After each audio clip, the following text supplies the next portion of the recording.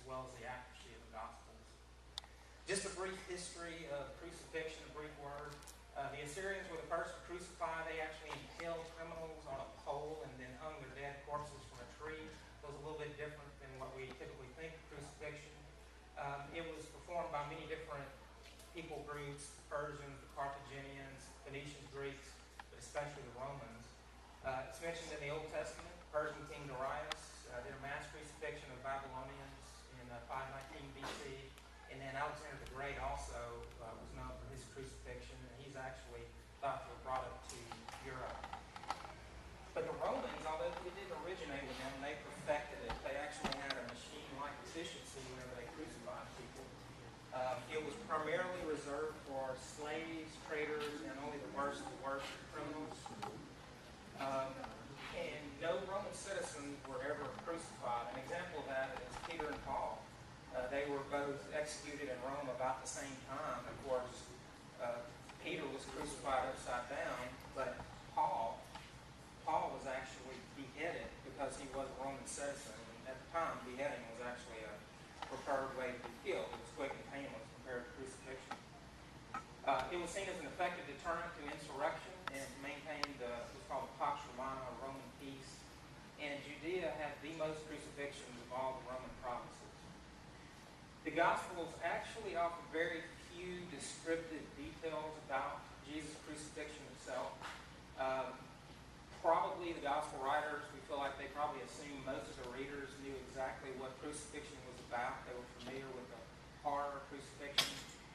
Most of our imagery today of crucifixions, a lot of it's based on medieval art that was produced over 1,000 years after the death of Christ.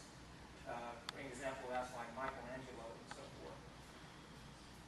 So crucifixion, it was not just a manner of execution. They didn't want to just kill you. They wanted you to suffer. And they wanted you to actually die a slow, painful death. They wanted to maximize pain and humiliation. They wanted to achieve a slow, protracted death. And they always picked strategic locations. They wanted a high visibility, especially for the Jews entering Jerusalem for Passover. One scholar called it like a living billboard to people, the Jewish pilgrims that were coming in for Passover. They would see the people up on the hill moaning and groaning, and it would be a very effective sign for people to behave and not cause any problems. Survival was anywhere from a few hours to a few days. Typically, it was inversely related to the severity of the scourging. The more severe the scourging, obviously, the person would not live quite as long. The Emperor Constantine outlawed it in the early 4th century. So the early Christian perspective, though, they viewed the cross much differently than we do today. It was not seen with admiration, it was looked at with horror. And that's why Christian art in the first centuries following the death of Christ showed no depictions of the cross. They picked the fish, the ichthys, as their symbol of Christianity. So just a few words on the general health of Jesus and the disciples. From a cardiovascular standpoint, they would have been healthy. They walked everywhere. They walked 15 to 20 miles a day sometimes. They walked 70 miles from Galilee to Jerusalem the previous week. Of course, we know Jesus was a carpenter. That suggests agility and strength. And they ate a Mediterranean diet, which then, as it is now, is considered the healthiest diet in the world. So we pick up with the story following the Last Supper, with Jesus and the disciples walking from the upper room to the Mount of Olives. We pick up with Jesus praying earnestly in the Garden of Gethsemane for strength to follow God's will. He was suffering this anguish over fully knowing what was to come. He knew what was about to happen. So we read in Luke, an angel from heaven appeared to Jesus and strengthened him. And being in anguish, he prayed more earnestly. And his sweat was like drops of blood falling to the ground.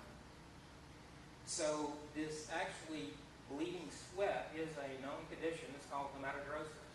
It is fairly rare, but it is well documented in the medical literature. It's thought to be a result of intense anxiety and stress or emotional disturbance.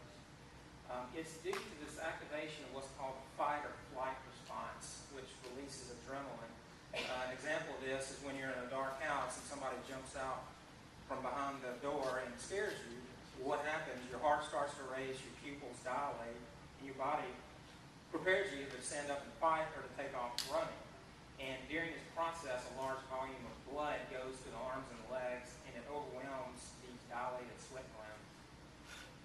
This is an example here. When adrenaline is released, what happens? Our heart rate goes up, our blood pressure goes up, pupils dilate. We don't need to be digesting when we're about to fight or run. Breathing goes up, and most importantly for us, this blood flow to the skeletal muscles overwhelms these sweat glands that are starting to dilate. This is just a section of skin, the epidermis and the dermis here. The main thing here is to see the blood supply actually coming into the skin here. Well, the massive amount of blood coming to the surface here overwhelm these little capillaries right here and actually seep into what's the sweat gland right there. And that would come to the surface of the skin right here. These are just a few examples of the condition of hematidrosis. These are actually people that are sweating blood. These are documented cases. Girls sweating from the forehead. Girls sweating from around the nose and the eye. Guys actually sweating above the lip, the eyebrow. And this poor girl bleeding from several places on the face, the navel, and then on the fingers. So it's a well-documented medical disorder. So this really underscores the severe mental anguish that Jesus was suffering from whenever he was carrying the weight of the sins of the world on his shoulders. The word agony is actually typically applied to this time that Jesus spent in the Garden of Gethsemane, as opposed to the time he was on the cross. And interestingly, the Greek word for agony actually indicates a contest. Usually it was used for the contest between forces of good and evil, but it clearly describes Jesus' struggle that he had in the garden, wanting to follow God's will, and also whether or not to face separation from the Father. This is from the movie The Passion of Christ, and that was clearly delineated whenever he was in the garden, and they actually have Satan represented in that movie, but that was clearly delineated there. So, moving along, Jesus arrested in the garden. He underwent the two trials, the Sanhedrin, the Roman trial with Pilate and Herod, and then back to Pilate again. It's been estimated that he was probably forced to walk about 2.5 miles between these various locations of the trials, which would be important later on for exhaustion and dehydration and so forth. The main medical points of the trial would be he was beaten and mocked by the soldiers. He, again, would become physically exhausted, and this dehydration would have started to set in. He would have been under great emotional stress. He had been abandoned by the disciples, and again, he had this anxiety of what was to come. He had suffered a traumatic and sleepless night, and he had had no food or drink.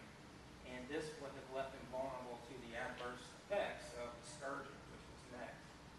So we pick up in John. Pilate then took Jesus and scourged him. For those who don't know, Pilate was the Roman prefect or governor who had the authority to pass a death sentence, and he could also spare a life. So, talking about the scourge, it's like a flogging or a whipping, but it was exponentially worse. One author in a video we're going to watch in just a second actually compared it to a shotgun blast that it was so hard, the pressure from it. It normally preceded crucifixion.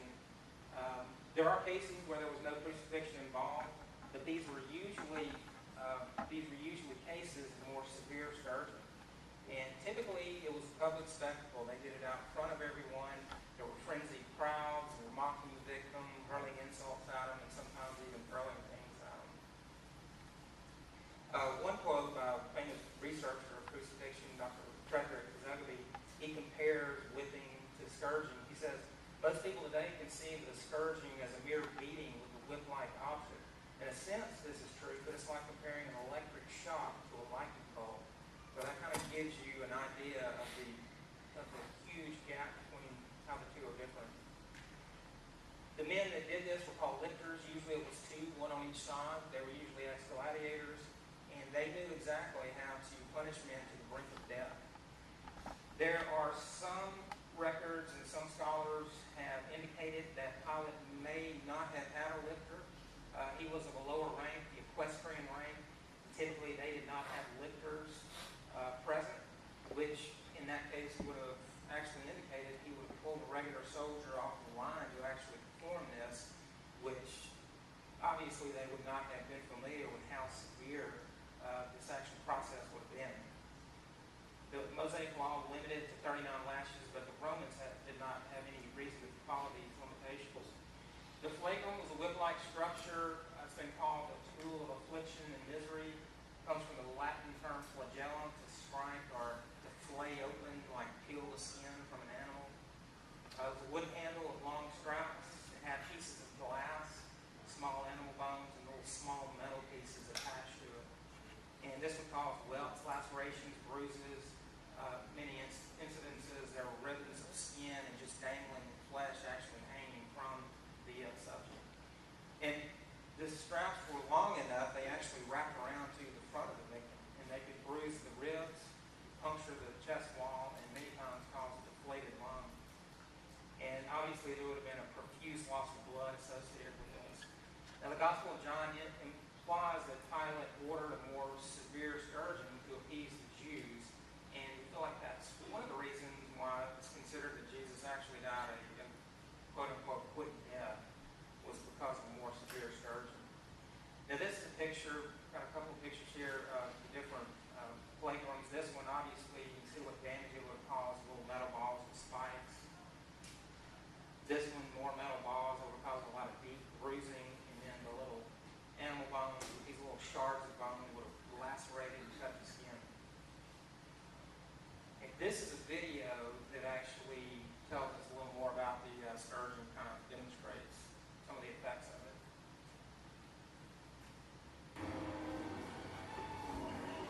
Scourging begins when the condemned man is stripped of his clothing and tied by the wrists to a wooden post. Roman soldiers then beat him with a whip called a flagrum.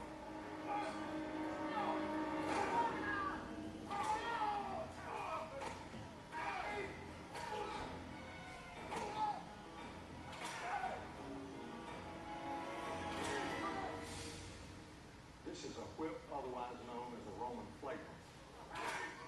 They were composed of several strips of leather, tied into which were pieces of glass and bone and lead weights and pieces of metal and anything that would cut into and tear away the flesh. There's 4 of us. This whip was so severe, it's been compared to a shotgun blast at a relatively close range. To understand the effect of scourging, Dr. Vall's assistant will flog a fiberglass torso with a Roman flagrum.